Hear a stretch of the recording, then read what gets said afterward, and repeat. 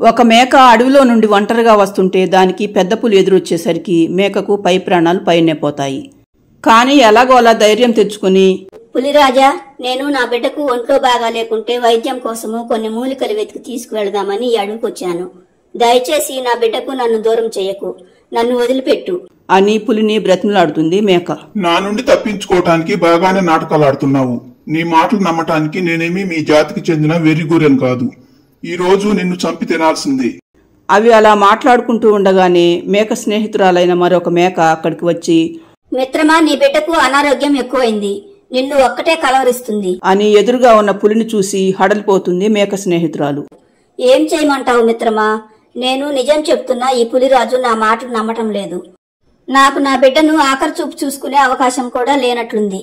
పులిరాజా, నిన్ను ప్రాధాయపడి అడుగుతున్నాను, దయచేసి నన్ను వదిలిపెట్టు. ఇంటికి వెళ్లి నా బిడ్డకు వైద్యం చేసి ఆఖరి చూపు చూసుకుని మళ్లీ రేపు ఉదయం తప్పకుండా వస్తాను. నా బిడ్డ మీద ఒట్టు.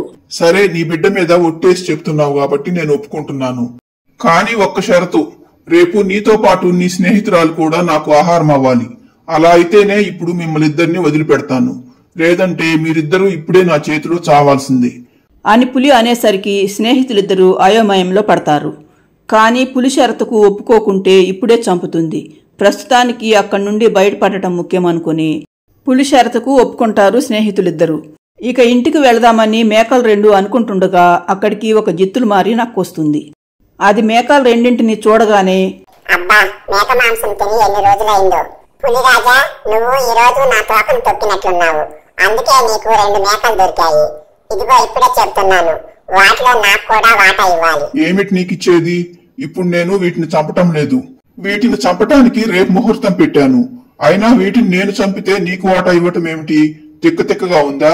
నువ్వు గనుక నాకు వాటా ఇవ్వకపోతే నువ్వు ఈ మేకలను చంపి తిన్నావని అడవికి రాజైన సింహానికి చెబుతాను. సింహం దగ్గర మంత్రిగా ఉండేది మా అన్న అని నీకు తెలుసు కదా. సింహం నేను ఏం చెప్పినా నమ్ముతాడు. సింహంరాజు ఈ అడవిలో జంతువులను మాత్రమే చంపి తినవద్దని అన్నాడు. ఈ మేకలు ఈ అడవికి చెందినవి కావు. అయినా నువ్వేమి చెప్పినా నమ్మటానికి సింహంరాజేమీ తెలివి తక్కువవాడు కాదు. నీలాంటి జిత్తులు మారి నక్క మాటలు నమ్మటానికి.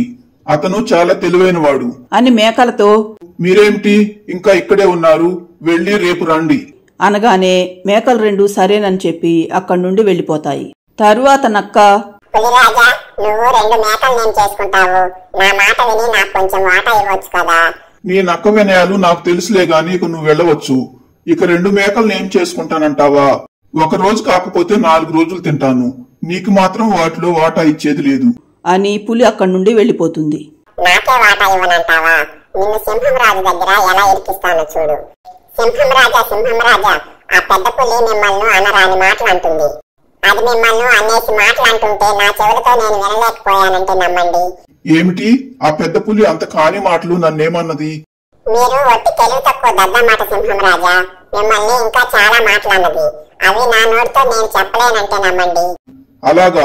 సరే పద, దాని సంగతి ఇప్పుడే తేలుద్దాం. ఇప్పుడు చీకటి పడే సమయమైంది సింహంరాజా. అది ఎక్కడుంటుందో ఏమో. మనం రేపు ఉదయం దాని దగ్గరికి వెళదాం. అప్పుడు చెబుతాను దాని సంగతి. సరే, నేనేమిటో దానికి రేపు చూపిస్తాను. రేపు పులి మేకలు రెండింటినీ చంపిన తర్వాత సింహాన్ని పులి దగ్గరకు తీసుకువెళ్ళాలి. అప్పుడు సింహం చేతిలో పులి చేస్తుంది. మేకలు రెండింటినీ నేను తినవచ్చు. మరుసటి రోజు మేకలు రెండు పులి దగ్గరికి బయలుదేరి వస్తుండగా వాటికి పులి ఎదురొస్తుంది. ఏమిటి ఇంత ఆలస్యమైంది? నేనే మిమ్మల్ని వెతుక్కుంటూ వస్తున్నాను. నా బిడ్డకు నచ్చ చెప్పి వచ్చేసరికి కాస్త ఆలస్యమైంది పులిరాజా. దయచేసి నా స్నేహితురాలను వదిలేయండి.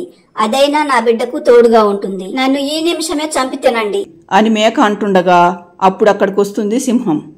ఏయ్ పులి, ఎంత ధైర్యం నీకు? ఈ అడవికి రాజైన నన్నే అనరాని మాటలు అంటావా? నీ అంతు చూడటానికే వచ్చాను అని సింహం అనగానే, అయ్యో సింహం రాజా, నేను నిన్ను తిట్టడం ఏమిటి? నేను అసలు నిన్ను ఒక్క మాట కూడా అనలేదు. ఆ జిత్తులు మారి నక్క నీకు నా మీద లేనిపోనివి కల్పించి చెప్పినట్లుంది. అవును సింహం రాజా, ఈ పులిరాజు మిమ్మల్ని చాలా తెలివైన వారని మాత్రమే అన్నాడు. అంతేకాని ఇంకేమీ అనలేదు. తనకి ఆహారంలో వాటా ఇవ్వనన్నాడని ఆ నక్క మీకేదో కల్పించి చెప్పినట్లుంది అని మేకలు రెండు అంటాయి. అయ్యో అలాగా? అనవసరంగా ఆ నక్క మాటలు నమ్మి ఈ పులిని చంపుదామని వచ్చాను.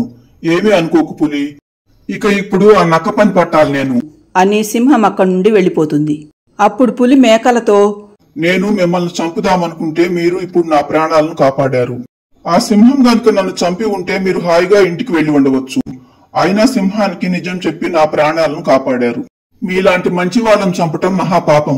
వెళ్ళండి, వెళ్లి మీ బిడ్డతో సుఖంగా ఉండండి అని పులి అనేసరికి మేకలు రెండు సంతోషంగా ఇంటికి బయలుదేరి వెళ్తాయి. ఇక సింహానికి పులికి తన నాటకం గురించి తెలిసిపోయిందని అర్థమైన నక్క మాత్రం అడవికి దూరంగా పారిపోవటం మొదలు పెడుతుంది. చూశారుగా ఫ్రెండ్స్, ఈ వీడియో నచ్చితే లైక్ చేయండి, మన ఛానల్ను సబ్స్క్రైబ్ చేసుకోండి. Thanks for watching this video.